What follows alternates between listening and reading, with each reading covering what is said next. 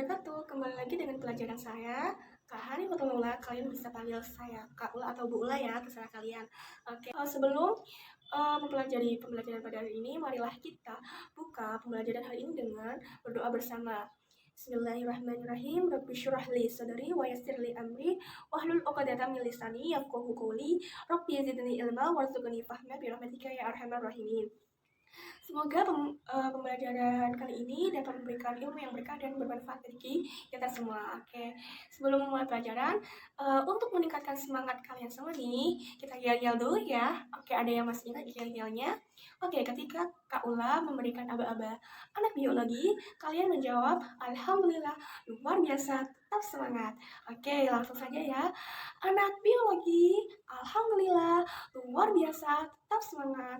Hore, bagus sekali kalian udah pada semangat ya untuk memulai pembelajaran pada hari ini. Oke, langsung saja kita mulai pembelajarannya. Kita akan mempelajari mengenai evolusi.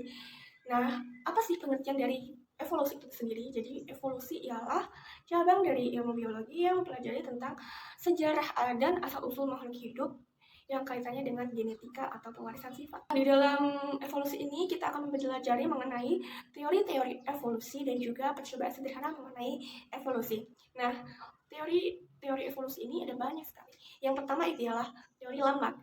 Nah, teori Lamarck ini mencetuskan bahwa perubahan sel tubuh yang diadaptasi oleh lingkungan akan cenderung diwariskan ke keturunan-keturunannya. Dengan kata lain, anggota tubuh yang sering kita gunakan akan cenderung berkembang dan akhirnya bisa kita wariskan ke keturunan-keturunan kita.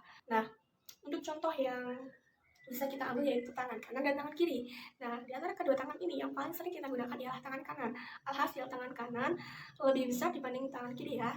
Nah, sehingga untuk keturunan-keturunan kita nanti, tangan kanan lah yang lebih besar dibandingkan tangan kiri. Nah, sepertinya contoh itu kurang analogik, Bu. Adakah contoh lain? Ada. Contoh lain yang bisa kita pelajari yaitu atlet binaraga. Nah, atlet binaraga ini kan dulunya seperti kita ya, tidak punya otot yang besar, badannya kecil. Tapi ketika mereka mampu berlatih setiap saat ya, berlatih terus sehingga otot mereka tumbuh dan akhirnya berkembang. Nah, otot-otot inilah yang bisa diwariskan ke keturunan-keturunannya sehingga keturunan-keturunannya pun juga mempunyai otot yang besar walaupun mereka tidak melakukan latihan rutin seperti itu. Ternyata di dalam teori Lamarck ini ada juga nilai moralnya nih. Ada yang bisa jawab, nanti Ibu kasih nilai tambahan. Iya, silahkan Aldi.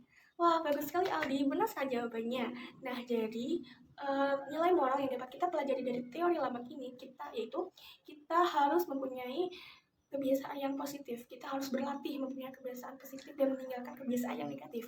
Hal ini kenapa? Karena otak kita akan terangsang untuk selalu melakukan kegiatan yang positif. Jadi kegiatan positif itu akan selalu berada di dalam otak kita, mindset gitu ya. Nah, kegiatan positif itu apa aja? Dengan kita rajin beribadah kepada Allah, belajar dengan baik, menghormati orang tua, bekerja dengan baik, seperti itu ya. Jadi nanti anak-anak kita nanti juga akan memiliki sifat yang sama seperti kita, yaitu mempunyai kebiasaan yang baik-baik tersebut. Jadi kebiasaan yang baik tersebut bisa terwariskan ke keturunan-keturunan kita, seperti itu ya. Nah, jadi kita mempelajari biologi ini tidak hanya mempelajari ilmu sains, tapi kita juga mempelajari nilai moral yang tersirat di dalam biologi tersebut. Oke, lanjut kita beralih ke teori August Weismann. Nah, August Weismann ini teorinya bertolak belakang dengan teori Lamarck, yaitu beliau mencetuskan bahwa perubahan sel tubuh yang diadaptasi oleh lingkungan tidak bisa terwariskan ke keturunan-keturunannya, melainkan yang bisa terwariskan ke keturunan-keturunannya ialah perubahan sel kelamin. Nah, teori tersebut bisa dibuktikan oleh beliau dengan mengawinkan dua tikus jantan betina yang awalnya ekor panjang, kemudian beliau potong menjadi ekor pendek, ya. Lalu mereka kawinkan, nah hasil anaknya kita berekspektasi bahwa anaknya itu juga berekor pendek, tapi salah, anaknya itu juga berekor panjang gitu. Jadi ya itulah yang membuat August Weismann mencetuskan teori tersebut. Oke, kita bisa lanjut teori yang ketiga yaitu teori Darwin. Nah, teori Darwin ini yang paling banyak dipercaya oleh masyarakat karena teori yang paling masuk akal seperti itu ya. Teori Darwin ini mencetuskan bahwa dari makhluk hidup yang bervariasi tersebut mereka akan mengalami evolusi terhadap seleksi alam. Nah, seleksi alam ini banyak sekali pengaruhnya, yaitu terkait kompetisi ya, kompetisi antar makhluk hidup. Ini bisa kita analogikan dengan jerapah ya. Jadi dahulu kala itu pasti kan banyak sekali variasi ya. Nah, variasinya itu ada jerapah leher pendek dan ada jerapah leher panjang.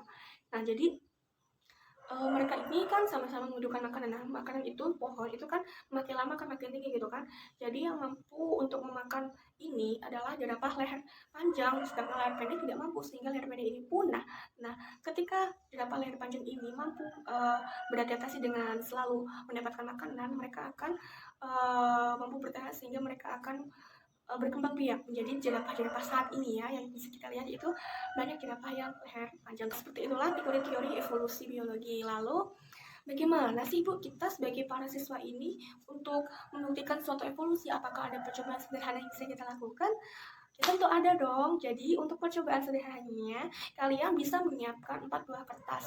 Kertasnya yaitu warna putih, merah, kuning, dan hijau ya. Kalian potong kecil-kecil kertas itu seperti ukuran bolongan yang ada di kertas blender itu. Itu kan ada bolongan kecil ya. Nah, kalian siapkan masing-masing 50 buah. Lalu kalian siapkan alas berwarna putih polos. Nah, kalian letakkan kertas-kertas tadi secara acak, lalu kalian jemput selama 4 kali percobaan gitu ya. Nah, untuk hasil yang berhasil itu warna selain warna putih yaitu warna merah, kuning, hijau akan terjumput lebih banyak dibandingkan warna putih pada setiap kali percobaan. Jadi ini membuktikan warna itu memengaruhi alasnya, yaitu warna putih itu kan sama dengan warna alasnya yaitu warna putih. Jadi di mata kita ini tidak terlihat.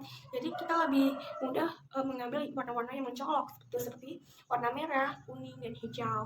Nah, ini ada hubungannya dengan evolusi, yaitu pada makhluk hidup yang mempunyai sifat yang sama seperti lingkungannya akan cenderung mudah diterima, sehingga mereka akan cenderung dapat bertahan sehingga dapat berkembang biak seperti itu. Nah, lain halnya dengan mereka yang tidak memiliki sifat yang sama seperti lingkungannya, mereka akan cenderung tidak diterima sehingga mereka akan cenderung pergi dari lingkungan tersebut dan lama-kelamaan bisa punah ya. Nah, tangan kalian ini bersifat seperti seleksi alam gitu. Nah, kalian bertanya bagaimana punahnya? Ya, punahnya itu akibat seleksi alam. Banyak sekali seleksi alam seperti kompetisi tadi ya. Nah, nih ada hubungannya nih percobaan ini dengan nilai moral. Ada yang bisa menjawab? Nanti ibu kasih nilai tambah. Ya, silahkan Hina. Ya, benar. Apa yang dikatakan Hina? Kita beri aplaus. Oke, benar yang dikatakan Hina. Jadi, ketika kita mempunyai masuk ke dalam lingkungan baru di mana banyak sekali ya sifat-sifat berbeda, karakter berbeda dari setiap orang. Nah, apa yang bisa kita lakukan agar kita dapat bertahan di lingkungan tersebut? Yaitu saling mentolerir dan menghargai ya, karena masing-masing manusia itu pasti punya sisi kelebihan dan kekurangannya seperti itu. Dan satu lagi yaitu kita ini sebagai manusia kan kita udah tahu nih baik buruknya, kita itu harus memilih lingkungan yang baik juga gitu ya, lingkungan yang positif yang bisa membantu kita untuk berkembang ya. Ketika kita masuk ke dalam lingkungan positif itu kita bisa diterima dan berkembang dengan baik. Lalu bagaimana dengan anak-anak nakal di luar sana ya, dengan para ya nakal-nakal lah, kalian bisa tahu lah.